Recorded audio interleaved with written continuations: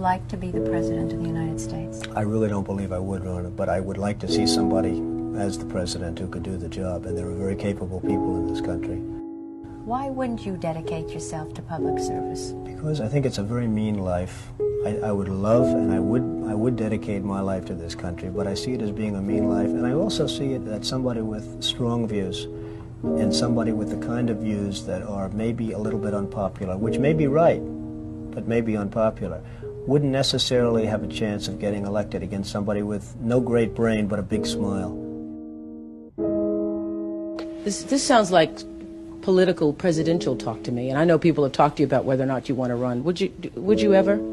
Probably not, but I do get tired of seeing the country ripped off. Why would you not? I just don't think I really have the inclination to do it. I love what I'm doing. I really like it. Also, it doesn't pay as well. No, it doesn't. But, you know, I just probably wouldn't do it, Oprah. I probably wouldn't, but I do get tired of seeing what's happening with this country. And if it got so bad, I would never want to rule it out totally, because I really am tired of seeing what's happening with this country, how we're really making other people live like kings, and we're not.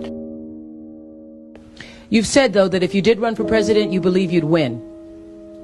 Well, I don't know. I think I'd win. I tell you what, I wouldn't go in to lose. I've never gone in to lose in my life. And if I did decide to do it, I think I'd be inclined, I would say that I would have a hell of a chance of winning, because I think people, I don't know how your audience feels, but I think people are tired of seeing the United States ripped off. And I can't promise you everything, but I can tell you one thing, this country would make one hell of a lot of money from those people that for 25 years have taken advantage. It wouldn't be the way it's been, believe me. But you might be classified as an Eastern Republican. Fair? Well, I guess you could say that, yes. Which means kind of a Rockefeller, Chase Manhattan Republican? I never thought of it in those terms. How do you define it? Are you a Bush Republican? No, I think I'm really, the people that I do best with are the people that drive the taxis. You know, wealthy people don't like me because I'm competing against them all the time, and they don't like me, and I like to win. The fact is, I go down the streets of New York, and the people that really like me are the taxi drivers and the workers, etc., etc. I mean, I really get a great response. Why are you a Republican? I have no idea. I mean, I am a Republican because I just believe in certain principles of the Republican Party. You have flirted with the idea of politics. Now you're here at your first national convention. Does that get you interested in possibly making the plunge? Now you have to tell me something. Who told you I flirted? Well, I didn't know that I flirted with. Well, you took out full-page ads in the New York Times to talk about your foreign policy. Some people would say... I do feel very strongly about the country. I love the country. You've become a role model in this country. The reason that your book sells, the reason that your board game sells, is because people are looking to leaders. People are looking for values, and you're one of the people. And it's no... You may dismiss it, but people are talking about, you know, Donald Trump for president. What they're really talking about is Donald Trump, show us the way. Well, be the true white hat. I'm, again, somebody that has a good instinct financially. I have had historically. I followed markets. I've been going the right direction, whether it's New York real estate or stocks or whatever. I know from a common sense financial standpoint that something has to burst. When a country is losing billions and billions and billions of dollars a year, and when other countries are making hundreds of billions of dollars, something is going to burst, and it's going to start here. I know it. It's a question of when. To me, it's not a question if, it's a question of when. And unless we're going to solve our problem, and the problem is caused by our allies, unless we're going to solve that problem, this country is in very, very big trouble. And I'm not talking recession kind of trouble. I'm talking depression kind of trouble. Would you really like to take over and run the country as you have run your organization? I would much prefer that somebody else do it. I just don't know if the somebody else is there. I don't know if we have the kind of advocate that you need. We need major surgery. This country needs major surgery. Are you the surgeon? I think I do a fantastic job, but I really would prefer not doing it. Are you saying you will take it only if drafted? No, I'm not saying that. I'm saying that I hope that somebody comes along who can be an advocate, and I think that somebody will be so popular. But you haven't seen it. He or she will be the most. But I don't see it now. I wish that person were there. But again, I do know one thing. It's not a question. This country is losing hundreds of billions. It's not a question if, it's a question when. I have never understood how this is possible. I have never understood how somebody throughout this country didn't sue the United States government and have that overturned. I mean, you had people, investors, investing over a 10-year period for under a set of conditions. And this is, as I was talking before, playing the game. We're all playing by a certain set of rules. The rules were changed for the government, but they weren't changed for us. I mean, it was an incredible circumstance that happened. And people went bust by the hundreds of thousands. And I hope you weren't one of them in terms of that, but obviously you know a lot of people that were. They changed the rules on taxes. And you have some incredible situations where people guaranteed personally a stream of payments to be paid over a 10-year period based on a stream of tax benefits for perhaps a very good job, like a low-income housing development. Nothing wrong with that, a very positive thing. And after 2 years, they got wiped out with the taxes, and yet they still owed all of this money. And many of these people, most of these people, had to declare bankruptcy. They couldn't pay it. Candidate Donald Trump. Last Friday, he attended a fundraiser for Minnesota Governor Jesse Ventura. They also held a joint news conference. This looks like we're here to announce that Donald has been signed as the #1 draft pick of the two. No, I'm sorry.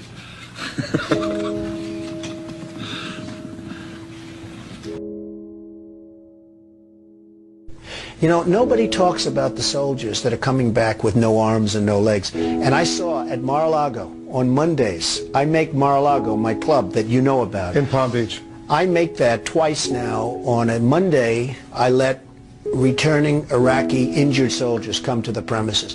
The most beautiful people I've ever seen, but they're missing arms and legs. They're with their wives. Sometimes they're with their girlfriends, and the tears are coming down the faces of these people.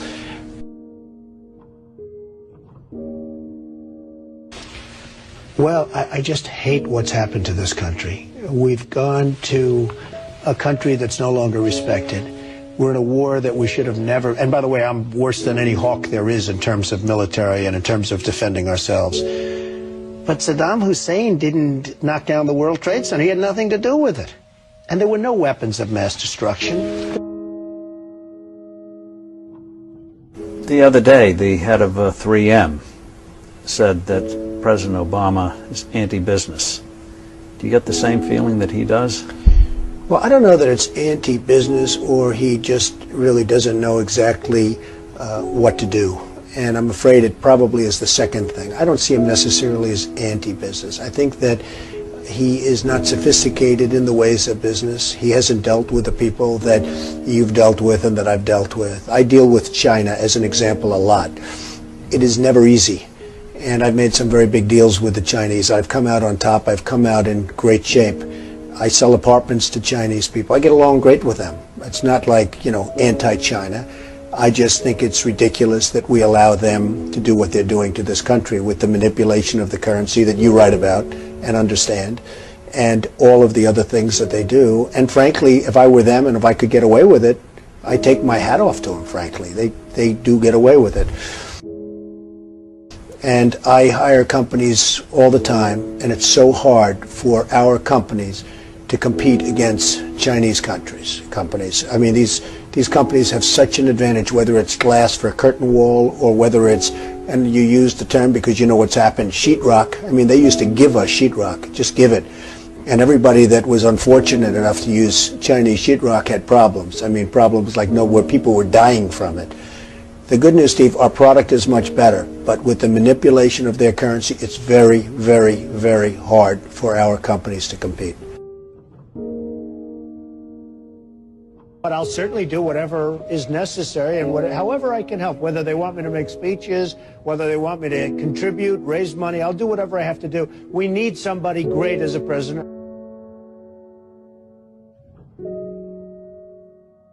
I know that you were mentioning that Aaron and I did a kind of an interesting video not that long ago in August about how things have fallen apart. But at that point, the only people who were saying it were us and you. I was saying it a long time ago. And frankly, they're talking about 50 basis points.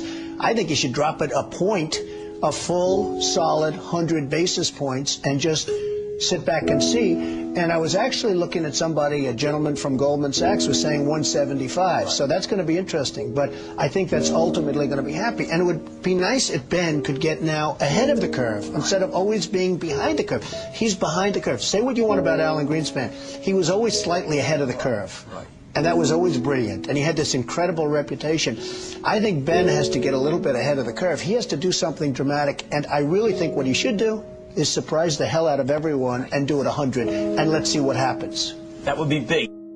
Any politician, do you think, has the pulse? Anyone running for president has the pulse of what you know about the economy? Well, the biggest problem is something I never hear about. I told you about it once. Every time they lower interest rates, the cartel, because I call it a cartel, right, the illegal monopoly raises oil prices, okay? So the monopoly, because that's all it is, it's a total illegal monopoly.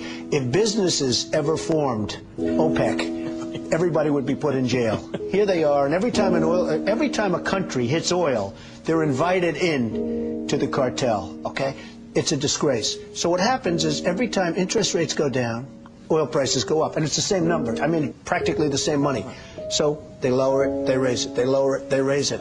Now you have oil that's close to 100, going to be over 100, and nobody in this country calls and says, get that damn oil price down. You get it down.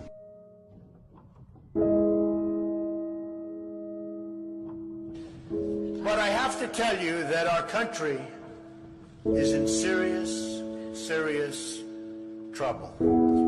We owe $17 trillion our debt. How do you pay off $17 trillion? Nobody ever heard the expression a number of years ago. The word trillion. We have debt that's beyond belief. We have deficits that nobody can even comprehend. China, which I've been talking about for the last 5 years, yesterday, right in our face, they just devalued their currency. Now, for those that don't understand devaluation, what they're basically doing is saying, we're really ripping you big league. Nobody's ever done it better than us, but now we're going to really do it again. And the reason they did it, and everybody was surprised by it, was because our leadership is so weak and so pathetic that they can get away with it. And believe me, they're taking our jobs, and they're taking a big league. And China's not the only one. You look at other countries, they're all doing the same thing. They have no respect for our leader, and frankly, they have no respect any longer for our great country. And it's so simple to solve. What we need is a strong economy. What we need is jobs. Now, you hear these phony job numbers, 6.7%. The 6.7% is probably 21 or 22% real numbers. When you give up looking for a job, it's like they consider you employed. It's amazing. They changed this. You know, in the old days, if you had people that couldn't find work, they couldn't find work. Today, such a huge number. Now you look at what's going on with Afghanistan. You have Karzai that's treating our president like he doesn't even exist. So they make a deal, and I'm not advocating stay, because frankly, I want to build this country. I want to build these schools. I don't want to build a school in Afghanistan, a road going to the school, watch it get built up and then blown up 4 times, and they keep rebuilding and rebuilding, and you go to Brooklyn, New York, and you can't have schools. You go to Iowa, you can't. You go to wherever you go, and you can't have schools. Because we don't have any money, because we're spending it in other places where, frankly, they don't want us, and I don't want them. And it's amazing. Would you like to be the President of the United States? I really don't believe I would run it, but I would like to see somebody.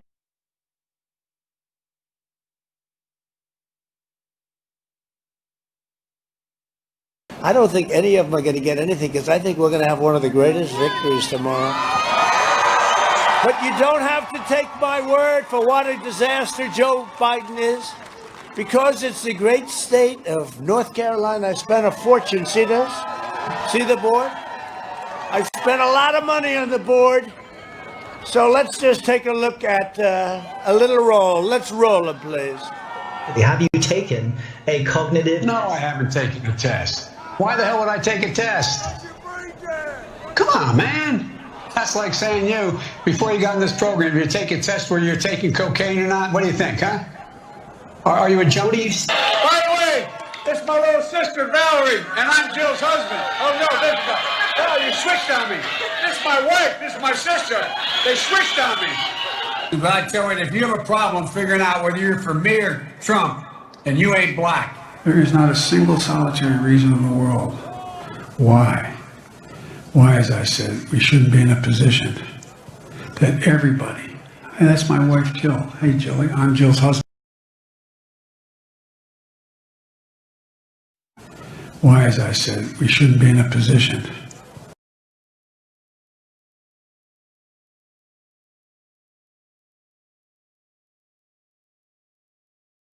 Opportunity zones with Tim Scott.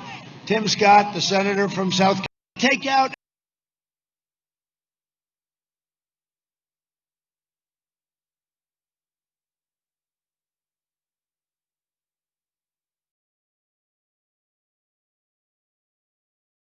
It used to be a little bit like this, but it was never like this. Things change, I think, with Big Tech.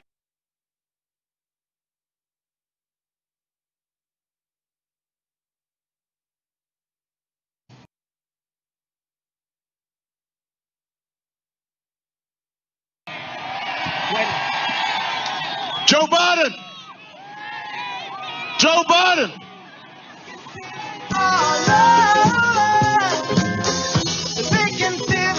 Joe Biden! Have you taken a cognitive? No, I haven't taken a test. Why the hell would I take a test?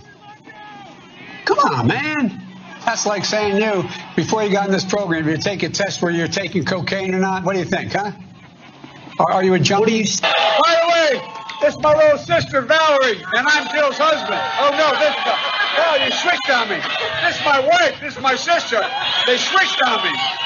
But I tell you, if you have a problem figuring out whether you're for me or Trump, and you ain't black. There is not a single solitary reason in the world why, as I said, we shouldn't be in a position that everybody, and that's my wife, Jill. Hey, Jilly, I'm Jill's husband, actually. And Corn Pop was a bad dude, and he ran a bunch of bad boys. And I did, and back in those days, you see how things have changed? Play the radio, make sure the television, make sure you have the record player on at night, the phone, make sure the kids hear words. We hold these truths to be self-evident. All men and women created by, you know the thing. Because if you could take care, you were a quartermaster, you can sure and hell take care of running a, department store thing, where in the second floor of the ladies department. You know what I mean? Well, I'm sick and tired of smart guys. The rapidly rising I